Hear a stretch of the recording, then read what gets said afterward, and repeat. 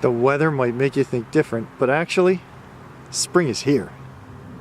That means it's time for me to put a new fish finder on my crabbing and fishing skiff. Now this year, I've decided to go with one of the new 3D units, a Raymarine Axiom 9, and installing a transducer on the transom of your boat for a 3D unit is a little bit different. So what's the difference between mounting an old style traditional transom mount transducer and one of these 3D models? Well, with the old units you wanted to get the bottom basically even or just a hair below the bottom of your boat. Now in this case, this entire portion of the transducer beneath this seam, this all needs to be submerged at all times, including when you're running, if you want the unit to work while you're running. So the first thing you need to do is determine where on the transom you're going to place this. Now, this unit does come with a mounting template right here. That shows you where to drill your holes. But before I even go there, I like to put the bracket on the transducer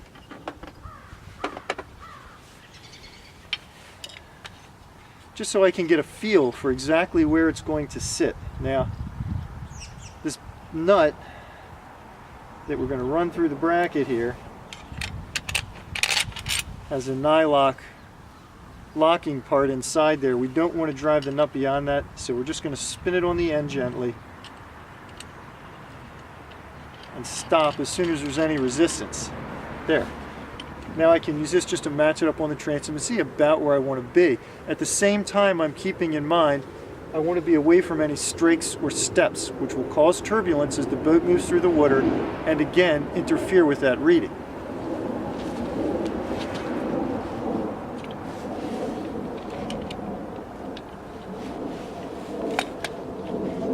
You can see now I've got the template taped onto the boat here, but before I drill anything, I'm going to match this up one more time just to be super safe, because once you drill those holes, there's no looking back.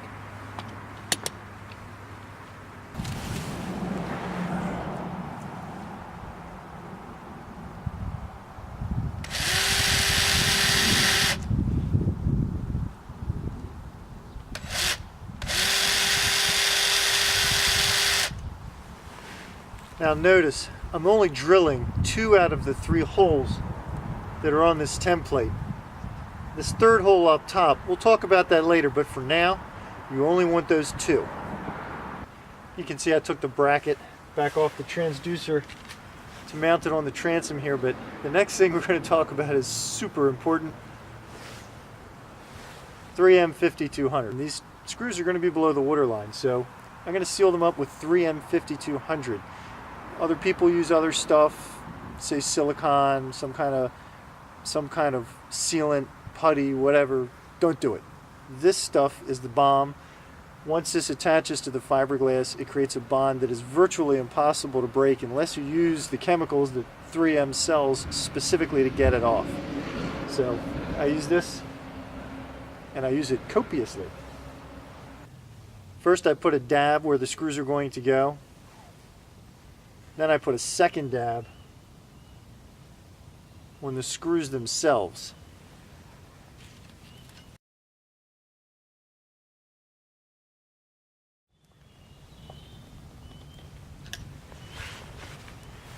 You can see there's extra goop coming out of there. That's good, I like that. You want plenty of goop. And one other thing I'll point out, you might have noticed, I brought a towel over for this. If you get 3M 5200 on your hands, then you wipe them on your clothes are shot. That's it. So always grab a rag before you start playing with this stuff.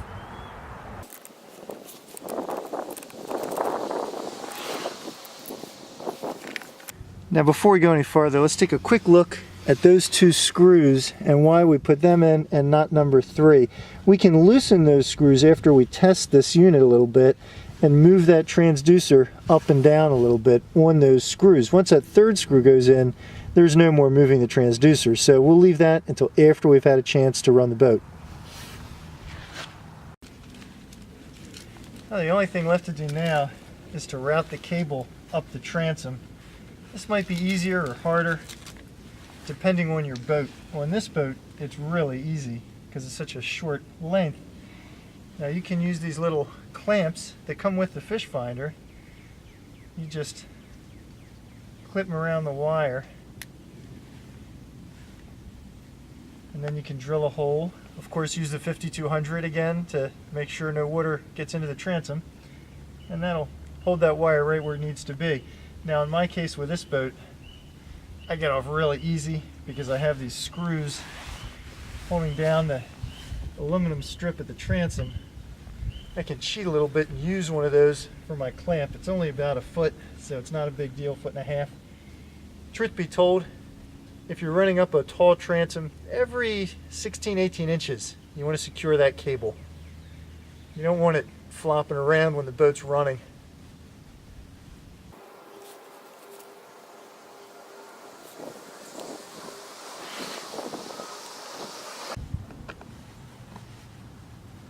Alright, I changed my mind. It was a little loose, so I added a clamp right here above the waterline. Of course, again, I used lots of 5200. Drove the screw in with more 5200. And now I'm pretty much ready to roll. I just have to hook the cable up to the unit. As soon as this 5200 cures, I can splash the boat, give it a test, and see if I need to adjust this transducer up or down at all. Then I can drill that final hole, put in that final screw. One final thing I want to mention, if you do loosen those 2 screws, remember to completely replace the 5200. You've got to start over again as far as those screw holes go, because as soon as you loosen them, the bond between the 5200 and the fiberglass is going to break. Water can get in there.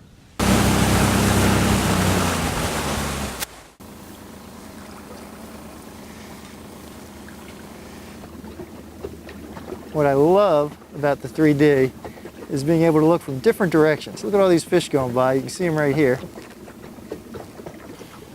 And voila, there you have it. 3D transducer in action.